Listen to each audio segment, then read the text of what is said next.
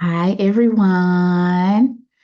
So I wanted to come on here because we all need reminders every now and then, right? We all need reminders. So I wanted to come on here to remind us all that where we are at a particular time in our lives may not be an accurate reflection of who we are. Where we are, if we are in struggle, if we are in the dark night of the soul, if we are battling depression, it is not an accurate reflection of who you are, right? We are divine beings of light. So, I wanted to highlight y'all my favorite author, Neale Donald Walsch. And we are all in love with his books, Conversations with God, the entire trilogy. He does book one, book two, and book three. And we know, right, those of us who have read his books, that Conversations with God is one of the most life changing and well read books within the spiritual community. And that it has in fact become, it was a movie. They actually made a movie out of the Conversations with God books. That's how powerful these books are. But what I always like to think about for myself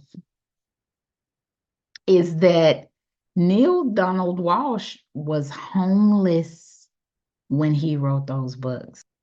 He was frustrated and he just pulled out a legal pad and a pen and just wrote an angry letter to God, asking him all the questions that he could come up with in a single moment about his life and why wasn't his life working. And after he finished his last question, he put the pen down and heard this voice over his right shoulder. And I have grown to love the question that the voice asked him, which was, do you really want an answer to all those questions, or are you just venting?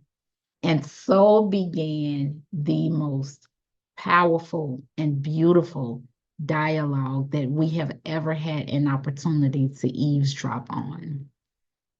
I love those books. God in Conversations with God. It's a dialogue, it's a question and answer. Neale is asking questions, God is answering them.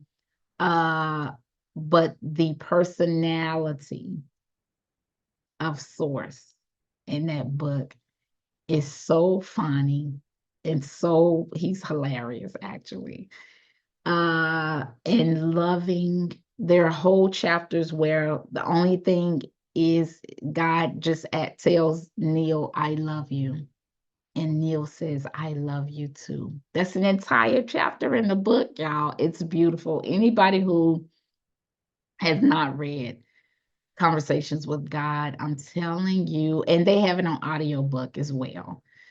So, anyway, I wanted to highlight that, we forget Neale was in a very heavy place. He was homeless. Like when we talk about homeless, he was actually without a place to live.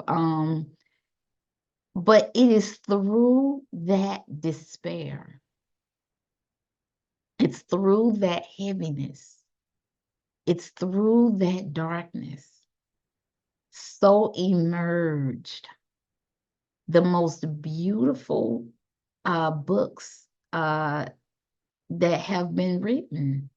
It is through that dark night of the soul that these books were developed. And so I just wanted to remind us all that wherever you are right now, It is not your station in life. There were many times in conversations with God that Neale questioned, why are we doing this? I don't believe. There were many times in conversations with God where Neale was like, I don't believe I'm the right person to be doing this. Like, I'm not great. I've done many things wrong. I don't think this is me. I feel like a fraud. He had to fight insecurity. He had to fight doubt. And many times God was like, I would very much like to finish what we started. Y'all, I love God in that book.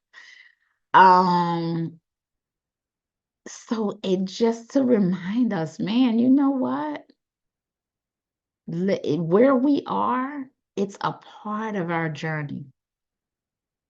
It is a part of our journey. It is not in the comfortable moments that we are able to impart change and impact on the world. It's not within the comfortable moments. It is not in those times when we can sit back and cross our legs. It is within those times, y'all, that we are in the grips of despair, that we are in the midst of a perceived smallness, that we are small. It is within depression. It is within struggle that what emerges is the wisdom and the patience and the love and the compassion that we are developing to relate to one another and to help ourselves and others. It is through those times that we receive the gifts and that we are able to share our gifts. And yeah, I just wanted to let everybody know, including myself, that is when the most powerful parts of God come through us, is when we just say, I'm just done. I'm over it. You know what? God, you take the wheel. And that is when those powerful moments come through. I'm going to have a guest join us who, like Neale, had a very rough life journey. He was on a path to nowhere. He was on a path to nowhere. And he had a moment when he decided to think a new thought, to do a new thing, that divine moment of now. And I'm excited for y'all to meet him and hear his story. Spiritually transformative experiences are not always dying and coming back to life. They're not always a booming voice. They're not always a beautiful vision. Sometimes spiritually transformative decisions are moments when we decide that we are bigger than the experience that we are having, and we decide to think a new thought, speak a new thing, and do something different, to use our life force energy for something higher. That is a spiritually transformative experience. And I would like to invite anyone who feels you have had a spiritually transformative experience and it changed your life. It changed the trajectory of your life.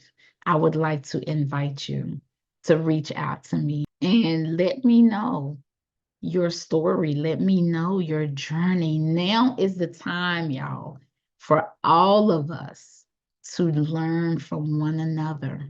Now is the time for all of us to share our journeys. No experience is higher than the other. And I'm very excited to bring my next guest on and share his dynamic experience of change, of taking back his personal power, and of breaking away from the conditioned patterns of thinking and doing that he had been in all his life. So I love y'all so much. Thank you so much for tuning in with me during this just short conversation. As always, we end with a heart. Always, always remember your courage, y'all. This serves as a reminder that you are courageous for being here. You are courageous for being here. We forget, and I'm here to remind everybody over and over again that Earth is one of the toughest schoolhouses in the entire galaxy. This is a schoolhouse, and only the greats come here. And so you are one of the greats. And so remember your beauty, remember your courage, remember the love that you are made of. I love you and have a great week, y'all. Until next time, bye bye.